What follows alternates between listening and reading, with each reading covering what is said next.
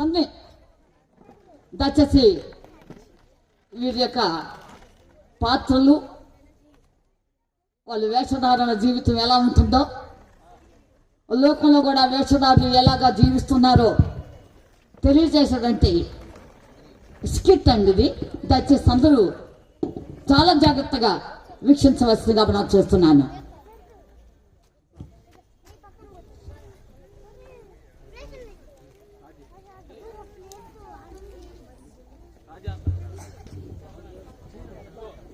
అబ్బా, ఈరోజు IPL match జరుగుతుంది. 50,000 బెట్టింగ్ వేసి డబ్బులు సంపాదించాలి. రే మామ, 5,000 బెట్టింగ్ వేయరా, డబ్బులు సంపాదిద్దాం. అన్నా బిగ్ బాస్ వస్తుంది, టీవీ పెట్టు. రే ఆగురా, అసలే డబ్బులు పోయి బాధలో ఉంటే. ఎవరేమన్నారయ్యా నిన్న బెట్టింగ్? ఇంట్లో ఖాళీ కూర్చొని బిగ్ బాస్ చూసుకోక. రే నువ్వు ఆగు, అసలే 5,000 పోయి బాధలో ఉంటే. రే ఆపండి, ఫస్ట్ రిమోట్ నాకేయండి. అసలు ఎన్న బ్రేక్ సీరియల్ వస్తుంది. నిన్న అత్త కోడలు కొట్టబోయింది, ఏమైందో ఏంటో. ఇటు రిమోట్ ఏంటి అసలు?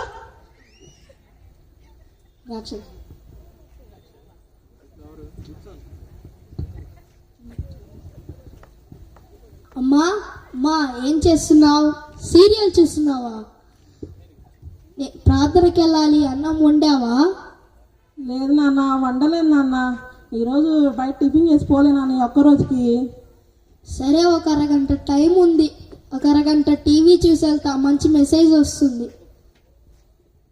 అన్నయ్యలు కొంచెం ఫోన్ ఇవ్వండిరా. ఆగురా, పబ్జి ఆడాలి. ఏంటో వీళ్ళంతా.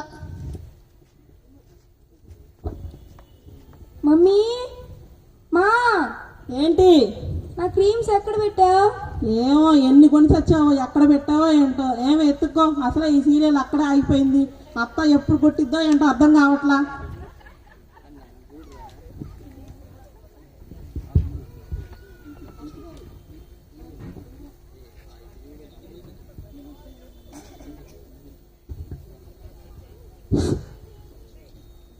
అమ్మా గ్రేస్ రాణి గారు,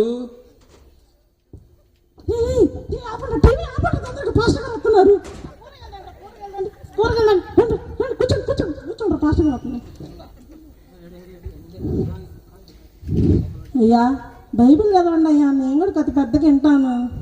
పెద్దగా చదవండి అయ్యా. అమ్మా గ్రేస్ రాణి గారు, వందనాలండి. వందనాలమ్మా. పోయిన ఆదివారం ఆరాధనకి రాలేదు, అంతా ఆరోగ్యం పర్లేదు కదమ్మా? ఆరోగ్యం బాగోలేదండి. ఏమైందమ్మా? అయినా ఆరోగ్యం బాగోపోయినా దేవుడు ఉన్నాడుగా తగ్గించడానికి. ఇప్పుడు పర్లేదమ్మా? మరి పర్లేదండి. మరి ఇప్పుడు ఆరాధనకి వస్తున్నారమ్మా? వస్తున్నామండి. ఓకే అమ్మా.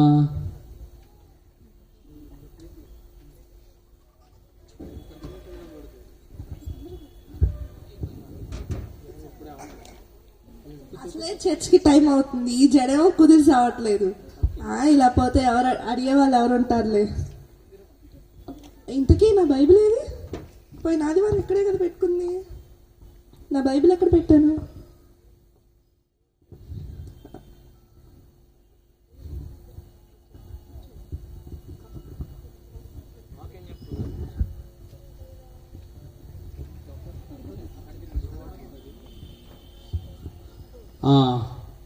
ఆదివారం ఆరాధనకి కూడి వచ్చిన మీ అందరికీ వందనాలు. ఈరోజు మనం ఒక వాక్యం తెలిసి చూసుకుందాం, ఓకేనా? చాలామంది ఊసరువుల కంటే దారుణంగా ఉంటారు. ఇళ్లలో ఒక విధంగా, చర్చి కాడికి అప్పుడు ఒక విధంగా ఉంటారు. చాలామంది పాటలు పాడేటప్పుడు స్తోత్రం స్తోత్రం అయ్యా నువ్వే నా ప్రాణం అంటారు, నిన్ను వదలను అంటారు. ఇంటికి పోయి కూడా వదలరు సీరియల్ని. కాకపోతే దేవుణ్ణి మాత్రం కాదు, దేవుణ్ణి మాత్రం పట్టించుకోరు అన్నమాట. కాబట్టి ఇలాంటి వేషధారుల్లాగా మనం ఉండకూడదు, ఓకేనా? అంతేగాక చాలామంది తెల్ల బట్టలు వేసుకొని వస్తారు చర్చికి. ఆ తెలుపు వారి హృదయంలో మాత్రం ఉండదు, బయట చొక్కాలకే పరిమితం అయిపోయింది అన్నమాట. కాబట్టి మనమంతా ఇలా కాకుండా దేవుడికి మెచ్చే విధంగా ఉండాలన్నమాట.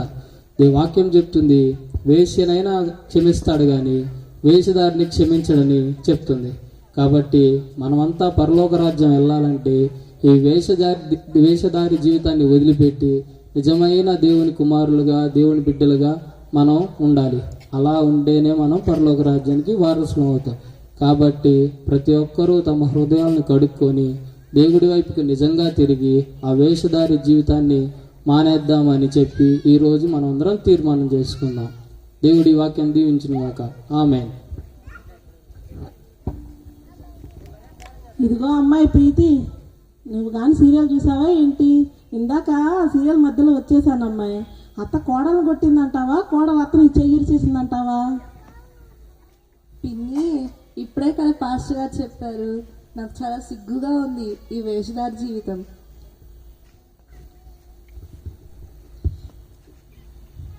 అవునమ్మాయి, నాకు కూడా చాలా సిగ్గుగా ఉంది. దేవుడు మనల్ని క్షమిస్తాడంటావా? దేవుడు తన వైపు తిరిగిన వారిని నిజముగా క్షమిస్తాడు. తమ్ముడు, నేను పబ్జి ఆడతాను, సినిమాలు చూస్తాను, పాటలు పాడతాను, అయినా నన్ను దేవుడు క్షమిస్తాడా?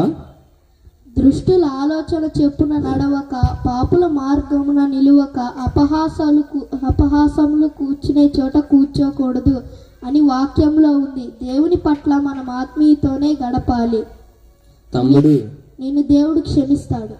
తమ్ముడు, నేను బెట్టింగ్ వేస్తాను, మందు తాగుతాను, ఊరిలో గాలికి తిరుగుతాను, నన్ను కూడా క్షమిస్తాడా దేవుడు? బైబిల్లో తప్పిపోయిన కుమారుడు ఉన్నాడు. తన ఆస్తంతా పోగొట్టుకొని వ్యర్థుడయ్యాడు. తన తప్పుని తెలుసుకొని తన తండ్రి దగ్గరకు వెళ్ళాడు. నిన్ను కూడా దేవుడు క్షమిస్తాడు.